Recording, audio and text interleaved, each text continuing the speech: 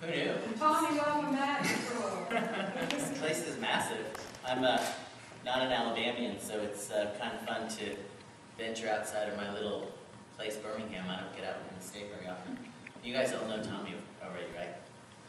That's a joke. Oh, look. You don't know Tommy Newman. Okay, good. Are you guys the same group that we'll have in the next class also? And are you the ones that are performing also? Cool. Some are? Okay, cool. Okay, good. I just didn't know if it was, going to have a different group of people.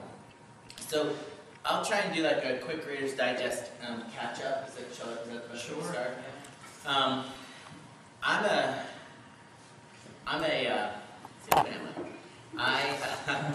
I came through my college experience, and I had a bachelor's of science. I was in the physical education department, and I'll tell you more about that later if you really care. And then afterwards, I went out, and all I wanted to do was travel. So I performed on cruise ships. I performed for every theme park there was in the world because I still think they're awesome. And I went to Tokyo Disneyland.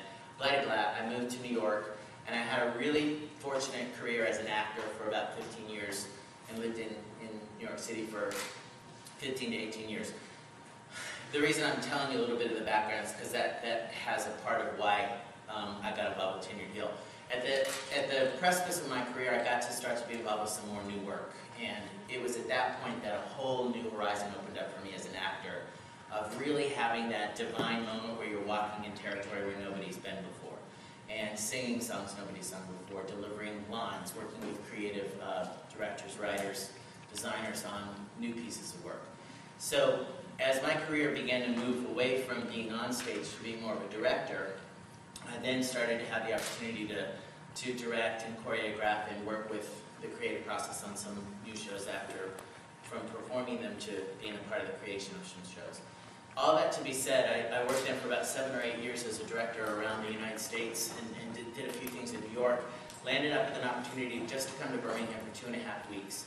That was 7 years ago. And the artistic director at the time was offered something else, and I said, well, I'll just do an interim advisory thing for you for 6 months, and I've been there for almost 8 years. So my journey with creating the professional theater that Red Mountain's become has been awesome, supported by a board who wants our theater to be an incubator for new work. So flash forward to my involvement with the National Alliance of Musical Theater, which is an organization that you all really need to get online, read about.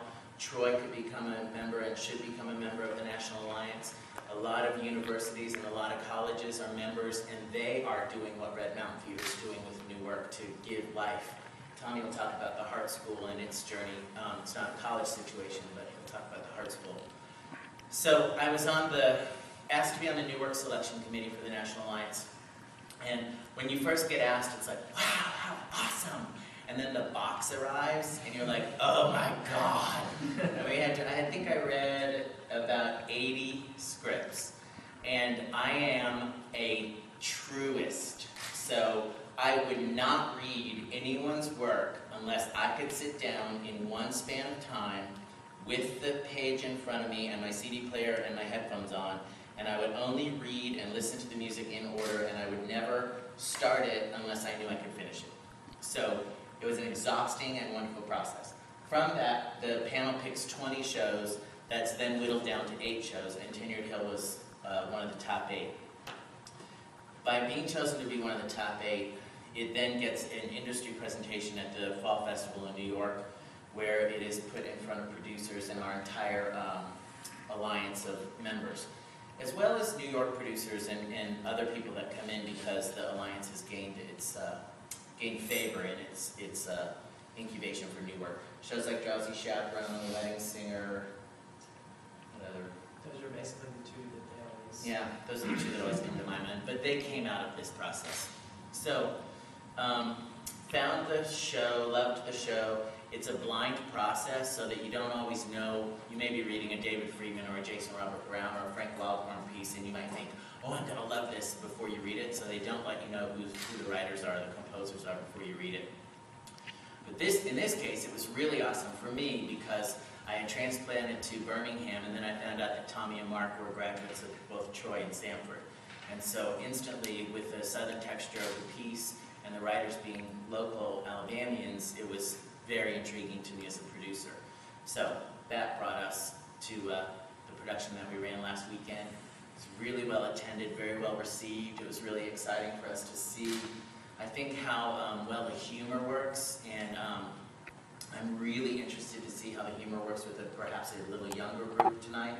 Of course, I don't really know what the population will be, but our market median is between 40 and 60, like every other theater. So I think the humor it finds itself in people like my parents or a little bit older.